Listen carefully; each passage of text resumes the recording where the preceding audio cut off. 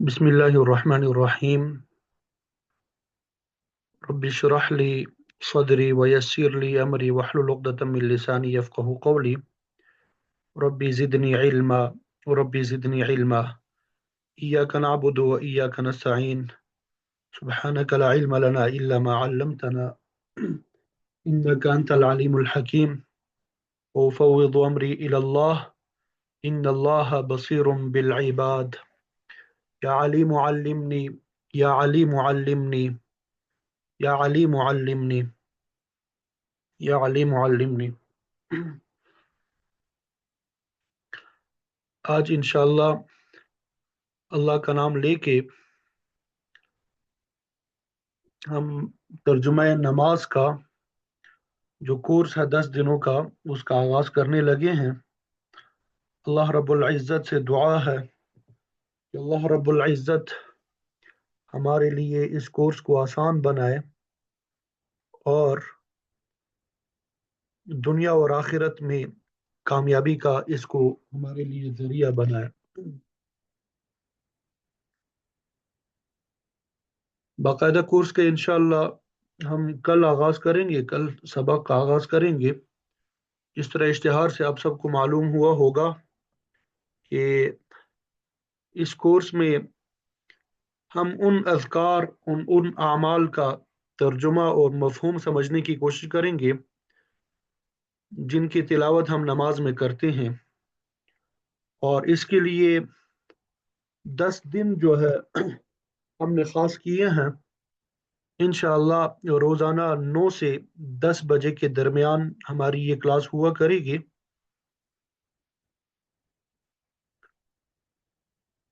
और इस कोर्स का अहम और बुनियादी मकसद एक तो हमारे नमाज में खुशू और खुजू पैदा हो जाए, और दूसरा ये कि नमाज में जो हम अज़कार पढ़ते हैं उसका मफ़हूम जो है वो हमें मालूम हो जाए। अक्सर हम शिकायत करते रहते हैं कि हम जब नमाज शुरू कर देते हैं तो ख्यालात वगैरह आते रहते हैं, तो इनसे बचने का क्या तरीका है, क्या हल है, हम नमाज में खुशू और खुजू किस तरह पैदा कर सकते हैं। तो इसी मकसद के लिए इस कोर्स को डिज़ाइन किया गया है। अल्लाह रब्बुल इज़्ज़त से दुआ है कि हमें इन मकासद को हासिल करने में हमारे लिए आसानी पैदा फरमा दें और हम सब की तमाम मुश्किलात को हल फरमा दें।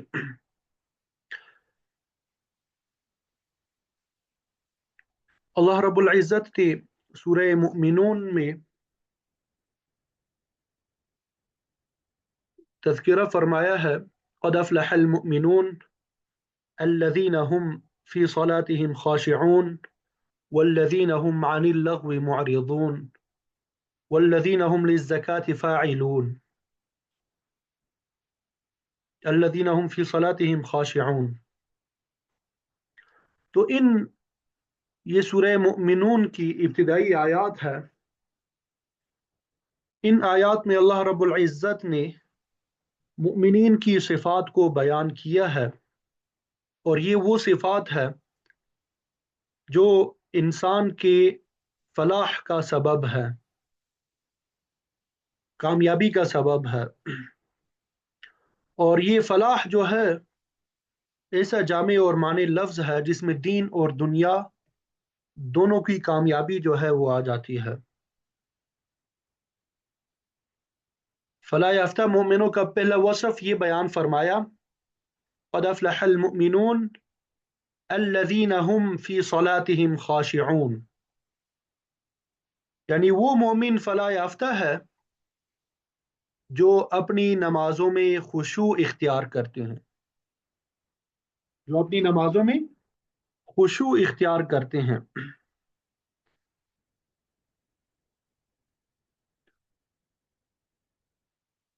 तो अल्लाह रब्बुल इज़्ज़त ने ये पहली सिफत फलाह पाने वाले मोमिनीन की बयान फरमाई है कि जो अपनी नमाज में खुशू इख्तियार करते हैं। जैसा कि आप सबको मालूम है कि مسلمان کے تمام کاموں میں سب سے زیادہ اہم کام نماز کی ادائیگی ہے۔ تو یہ خشوع کے لیے نماز میں خشوع دو الفاظ استعمال کیے جاتے ہیں، ایک خضوع اور ایک خشوع۔ ایک لفظ کیا ہے؟ خضوع، اور دوسرا خشوع۔ خضوع یہ ضاد سے ہے اور خشوع یہ شین سے ہے۔ خضوع کا معنی ہے کہ انسان کا اپنے ظاہری اعضاء کو اللہ تعالیٰ کے سامنے جھکا دینا، اور خشوع کا معنی ہے انسان کا اپنے دل کو اللہ تعالیٰ کی طرف متوجہ کرنا۔ خضوع کا معنی کیا ہوا کہ انسان کا اپنے ظاہری اعضاء کو اللہ تعالیٰ کے سامنے جھکا دینا، اور خشوع کا معنی ہے انسان کا اپنے دل کو اللہ تعالیٰ کی طرف متوجہ کرنا۔ تو نماز میں یہ دونوں چیزیں مطلوب ہے، یعنی نماز میں خضوع بھی ہونا چاہیے اور خشوع بھی ہونا چاہیے۔ خضوع کا لفظی معنی ہوتا ہے جھک جانا، یعنی اپنے آپ کو نماز میں اللہ تعالیٰ کے سامنے اس طرح کھڑا کرنا کہ تمام اعضاء اللہ تعالیٰ کے سامنے جھکے ہوئے ہوں، غفلت اور لاپرواہی کا عالم نہ ہو، بلکہ اللہ تعالیٰ کے سامنے باادب انسان کھڑا ہو۔ اب یہ دیکھنا ہے کہ نماز میں کھڑے ہونے کا کون سا طریقہ باادب ہے اور کون سا طریقہ بے ادب ہے، اس کا فیصلہ ہم اپنی عقل سے نہیں کر سکتے۔ اس کی تفصیل خود آپ صلی اللہ علیہ وسلم نے ہمیں بیان فرما دی ہے۔ تو نماز پڑھنے کا وہ طریقہ جو آپ صلی اللہ علیہ وسلم کے بتائے ہوئے طریقے کے مطابق ہو وہ باادب ہے، اور جو طریقہ آپ کے بتائے ہوئے طریقے کے خلاف ہو وہ بے ادب ہے۔ اس لیے نماز اس طریقے سے پڑھنی چاہیے جس طریقے سے آپ صلی اللہ علیہ وسلم نے سکھائی۔ ایک مرتبہ نماز کے بعد آپ صلی اللہ علیہ وسلم نے صحابہ سے فرمایا، صلو کما رأیتمونی اصلی، کہ تم اسی طرح نماز پڑھو جس طرح تم نے مجھے نماز پڑھتے ہوئے دیکھا ہے۔ لہذا جو طریقہ نماز پڑھنے کا خود آپ صلی اللہ علیہ وسلم نے اختیار فرمایا، جس طریقے کی آپ نے تلقین فرمائی، وہ طریقہ باادب ہے۔ کوئی دوسرا شخص اپنی عقل سے اس میں کمی اور اضافہ نہیں کر سکتا۔ یہی وجہ ہے کہ صحابہ رضوان اللہ تعالی علیہ مجمعین اس بات کا اہتمام کرتے تھے کہ جو طریقہ آپ صلی اللہ علیہ وسلم نے بتا دیا اس کو یاد رکھیں،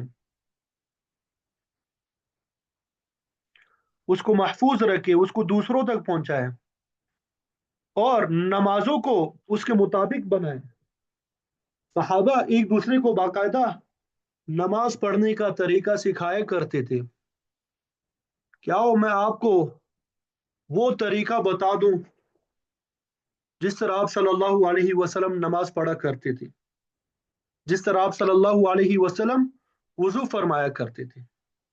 تو یہ نماز جو ہے یہ بھی ہمیں سیکھنا چاہیے۔ ہمارے ہاں تو یہ ہوتا ہے کہ ہم دیکھا دیکھی ایک دوسرے کو پڑھنا شروع کر دیتے ہیں، باقی پتہ نہیں ہوتا کہ کس طریقے سے ہم نے پڑھنا ہے، آپ صلی اللہ علیہ وسلم نے کس طریقے سے نماز کو ادا کیا۔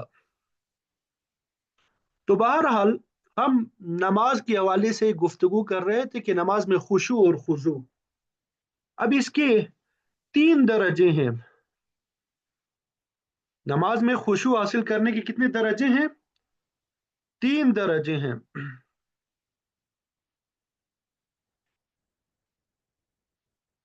ایک تو یہ کہ جو الفاظ زبان سے ادا کر رہے ہیں ان الفاظ کی طرف توجہ ہو،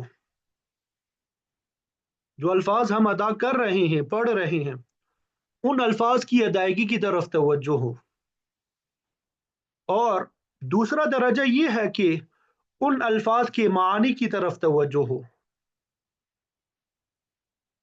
اور تیسرا درجہ یہ ہے کہ انسان نماز اس دھیان کے ساتھ پڑھے، اس توجہ کے ساتھ پڑھے جیسے وہ اللہ تعالیٰ کو دیکھ رہا ہے۔ انسان اللہ تعالیٰ کو دیکھ رہا ہے، یا کم از کم یہ تصور کرے کہ اللہ تعالیٰ مجھے دیکھ رہے ہیں۔ تو ان آیات میں یہ جو فرمایا کہ وہ مومن فلاح یافتہ ہے، کامیاب ہے، جو اپنی نماز میں خشوع اختیار کرنے والے ہیں۔ اس سے اس بات کی تنبیہ کی گئی کہ صرف نماز پڑھنے پہ اکتفا نہ کرو، بلکہ نماز پڑھنے کے اندر خشوع پیدا کرنے کی بھی کوشش کرو۔ اکثر لوگ یہ شکایت کرتے ہیں کہ جب بھی میں نماز پڑھتا ہوں تو بکثرت خیالات آتے ہیں۔ تو ان خیالات کی وجہ سے ہمیں پریشان ہونے کی ضرورت نہیں ہے، بلکہ اس صورتحال کو تبدیل کرنے کی طرف ہمیں توجہ کرنی چاہیے۔ پریشان ہونے سے کوئی کام نہیں بنتا۔ اصل بات یہ کہ جو تکلیف ہے، جو نقصان ہے، اس کو دور کرنے کے راستے اختیار کر دیے جائے، اس نقص کو دور کر دیا جائے۔ تو اس کو دور کرنے کا جو پہلا راستہ ہے کہ اللہ رب العزت نے نماز سے پہلے کئی مقدمات قائم کیے، یعنی نماز تو اصل مقصود ہے، لیکن اس نماز سے پہلے ایسے مقدمات رکھی ہے، ایسے مقدمات ہمیں بتائے ہیں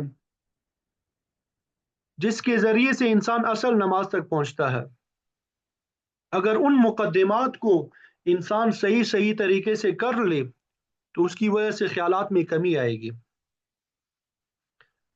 نماز کے مقدمات میں سب سے پہلے اللہ تعالیٰ نے طہارت رکھی ہے، کیونکہ ہر نماز کے لیے طہارت اور پاکی حاصل کرنا ضروری ہے۔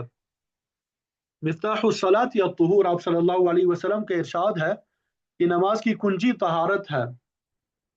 دوسری روایت میں آپ نے فرمایا کہ کوئی نماز وضو کے بغیر اللہ تعالیٰ کی یہاں قبول نہیں ہوتی۔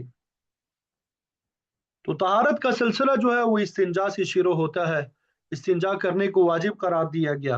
اس کے بارے میں یہ کہا گیا کہ انسان استنجا کے وقت طہارت حاصل کرنے کا اچھی طرح اطمینان حاصل کرے۔ اگر پیشاب کے بعد قطرے آنے کا خطرہ ہو تو اس وقت تک انسان فارغ نہ ہو جب تک قطرے آنے کا خطرہ ہو۔ فقہ کی اصطلاح میں اس کو استبراء کہا جاتا ہے، استبراء، کیونکہ اگر پاکی صحیح نہیں ہوئی، کپڑوں پر یا جسم پر نجاست کے اثرات باقی رہ گئے تو اس کے نتیجے میں انسان کے خیالات جو ہے وہ انسان کو پریشان کرتے ہیں۔ اللہ رب العزت نے ہر چیز کے کچھ خواص بنائے ہیں۔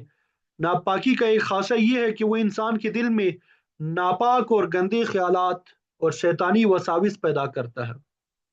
تو نماز کا سب سے پہلا تمہیدی کام یہ ہے کہ ناپاکی کی دور کرنے کا اہتمام کیا جائے۔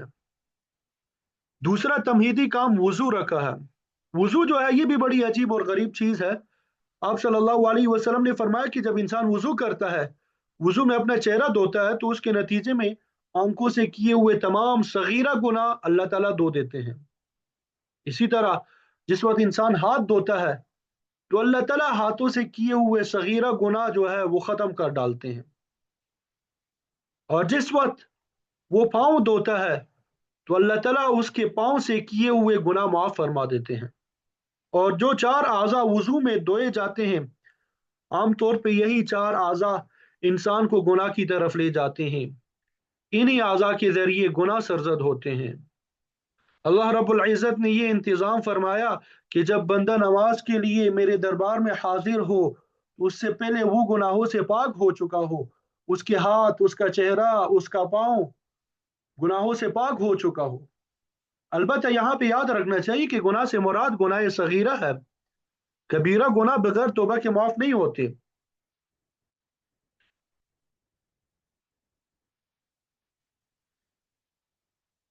امام اعظم ابو حنیفہ رحمۃ اللہ علیہ کے بارے میں مشہور ہے کہ جب کوئی وضو کر رہا ہوتا تو اس کے وضو کے بہتے ہوئے پانی میں آپ کو گناہوں کی شکلیں نظر آتی تھی کہ فلاں گناہ دھل کے جا رہا ہے۔ اللہ رب العزت نے آپ کو یہ کشف عطا فرمایا تھا۔ بہرحال अल्लाह ताला ने नमाज से पहले वजू इसलिए रखा है कि उससे न सिर्फ ये कि ज़ाहिरी सफाई हासिल हो, बल्कि बातिनी सफाई और गुनाहों की सफाई भी हासिल हो जाए। लेकिन वजू से ये फायदा कब इंसान को हासिल होता है? जब इंसान सुन्नत के मुताबिक वजू करे, इंसान इस तरह वजू करे जिस तरह आप सल्लल्लाहु अलैहि वसल्लम ने फरमाया था। आप सल्लल्लाहु अलैहि वसल्लम की आदत शरीफा ये थी कि जब वजू फरमाते तो किबले की तरफ मुंह करके वजू फरमाते। ये वजू के आदाब में से है। वजू शुरू करते वक्त बिस्मिल्लाहिर रहमानिर रहीम पढ़ा करते थे। वजू के दौरान बातें नहीं करते थे। वजू की तरफ तवज्जो फरमाते। और वजू की तरफ तवज्जो में सबसे आला बात यह है कि जब आदमी अपना चेहरा धोए तो इस तरफ ध्यान करे कि मेरे चेहरे के गुनाह धुल रहे हैं। जब हाथ धोए तो ये तवज्जो करे कि आप सल्लल्लाहु अलैहि वसल्लम ने फरमाया कि वजू में हाथ धोते वक्त हाथ के गुनाह माफ होते हैं, तो इस वक्त मेरे हाथ के गुनाह धुल रहे हैं। इसी तरह पानी इस्तेमाल करने में इसराफ ना करे, फजूल पानी ना बहाए। जितने पानी की जरूरत है उतने पानी से वजू करे। आप सल्लल्लाहु अलैहि वसल्लम का इरशाद है कि वजू के दौरान भी पानी को फजूल बहाने से बचो, चाहे तुम किसी बहते दरिया पर क्यों ना खड़े हो। यानी अगर पानी का दरिया बह रहा है, तुम उस दरिया से जितने पानी से भी वजू करोगे तो उसके नतीजे में दरिया के पानी में कोई कमी नहीं आएगी। लेकिन उसके बावजूद फरमाया कि उस मौके पे भी इसराफ से बचो और फजूल पानी मत बहाओ। वजू के दौरान दुआ करे। हदीस शरीफ में आता है, आप सल्लल्लाहु अलैहि वसल्लम जब वजू फरमाते तो आप कसरत से अशहदु अल्ला इलाहा इल्लल्लाह व अशहदु अन्ना मुहम्मदन अब्दुहु व रसूलुहु पढ़ा करते थे। इसी तरह दूसरी ये दुआ भी पढ़ते थे, अल्लाहुम्मा अग़फिर ली ज़म्बी व वस्सिअ ली फी दारी व बारिक ली फी रिज़्क़ी। और वजू के बाद आप पढ़ते थे, अल्लाहुम्मा जअलनी मिनत तव्वाबीन वजअलनी मिनल मुततहिरीन। तो अगर आदमी इन आदाब के साथ वजू करे तो ऐसे वजू का खासा ये है कि वो तरह तरह के ख्यालात जो आपके दिल और दिमाग में बसे हुए हैं उनसे पाक करके अल्लाह ताला की तरफ दिमाग को मुतवज्जे कर देता है। लेकिन हमारी ग, बड़ी गलती ये है कि जब वजू शुरू कर देते हैं, जब हम वजू करने बैठते हैं तो दुनिया के सारे खुराफात वजू के दौरान चलते रहते हैं। बात कर रहे होते हैं, गपशप हो रही है, आवाज बहता हालत में वजू कर रहे हैं, बस जल्द जल्द अपना फर्ज साकित किया, फारिग हो गए। इसका नतीजा ये होता है कि उस वजू के जो फवायद होने चाहिए थे, समारात हासिल होने चाहिए थे, वो हासिल नहीं होते। तो अगर हम ध्यान के साथ और आदाब के साथ वजू करें और वजू के दौरान दुआएं पढ़ते रहें तो ये इससे नमाज की पहली तमहीद और पहला मुकदमा जो है वो दुरुस्त हो जाएगा। और नमाज का तीसरा मुकदमा ये है कि जब वजू करके मस्जिद में आ जाए बंदा,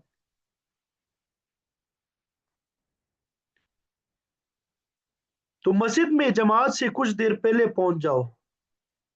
और खवातीन जो है अपने नमाज पढ़ने की जगह जो है घर में जो जगह बनाई वहां पहुंच जाए और तहियतुल वजू और मस्जिद में तहियतुल मस्जिद की नीयत से 2 रकात अदा करो।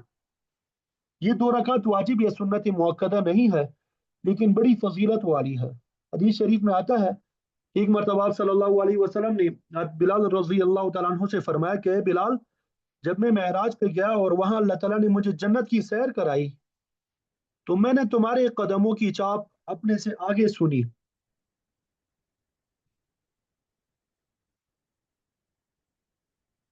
जैसे कोई बादशाह से आगे कोई बॉडीगार्ड चला करता है। ये बताओ कि तुम्हारा कौन सा अमल है जो तुम खास तौर पे करते हो जिसकी वजह से अल्लाह रब्बुल इज्जत ने तुम्हें ये मकाम अता फरमाया कि जन्नत में तुम्हें मेरा बॉडीगार्ड बना दिया। बिलाल रजी अल्लाह तआला अन्हु ने जवाब दिया कि या रसूल अल्लाह, और कोई अमल तो मुझे याद नहीं आ रहा, अलबत्ते एक बात है, वो ये कि जब से इस्लाम लाया हूँ उस वक्त से मैंने ये तहिया किया था कि जब भी वजू करूंगा तो 2 रकात उस वजू से जरूर अदा करूंगा। तो जब से मैं इस्लाम लाया हूँ जब भी वजू करता हूँ तो 2 रकात नफल तहियतुल वजू जरूर अदा करता हूँ, चाहे नमाज का वक्त हो या ना हो। ये सुन के आप सल्लल्लाहु अलैहि वसल्लम ने फरमाया कि यही वो अमल है जिसकी वजह से अल्लाह रब्बुल इज़्ज़त ने तुम्हें ये मकाम अता फरमाया है। तो बहरहाल हर वजू के बाद 2 रकात नफल पढ़ने में 2 मिनट खर्च होते हैं, लेकिन अल्लाह रब्बुल इज़्ज़त ने इसकी वजह से इतनी बड़ी फजीलत अता फरमाई। मस्जिद में दाखिल होने के बाद बैठने से पहले 2 रकात तहियतुल मस्जिद पढ़ना अफजल है। अलबत्ता अगर आदमी भूल के बैठ गया और बाद में याद आया तो उस वक्त पढ़ ले, उसमें भी कोई हरज नहीं है, लेकिन अफजल ये है कि बैठने से पहले पढ़े। तो ये नमाज की तीसरी तमहीद है। और ख़वातीन जो है वो अपने घर में जो मस्जिद के लिए नमाज पढ़ने के लिए जगह बनाई है वहां बैठ के ये अदा कर सकती है। नमाज का चौथा मुकदमा यह है कि हर फर्ज नमाज से पहले कुछ रकातें सुन्नत मुअक्कदा या गैर मुअक्कदा रखी गई है। मसलन फजर से पहले 2 रकातें, ज़ोहर से पहले 4 रकातें सुन्नत मुअक्कदा है, असर से पहले और ईशा से पहले 4 रकात सुन्नत गैर मुअक्कदा रखी गई है। मगरिब की नमाज को चूंकि जल्दी पढ़ने का हुक्म है, इसलिए मगरिब से पहले 2 रकात पढ़ने की इतनी फजीलत नहीं है। अलबत्ता बाज़ रिवायात में उस वक्त भी 2 रकातें साबित है, लेकिन वो फिक़ह हनफी के मुताबिक नहीं, दिगर फुकहा के नज़दीक है। लिहाजा फर्ज नमाज से पहले जो नमाजें पढ़ी जा रही है वो तीसरी तमहीद है। इन चारों मुकदमात से गुजरने के बाद जब फर्ज नमाज में शामिल हो गए इंसान तो उसको वो शिकायत पेश नहीं आएगी जो आमतौर पे लोगों को पेश आती है कि जब हम नमाज के लिए खड़े होते हैं तो हमारा दिल कहीं होता है, दिमाग कहीं होता है, हवास बाख्ता हालत में नमाज अदा होती है।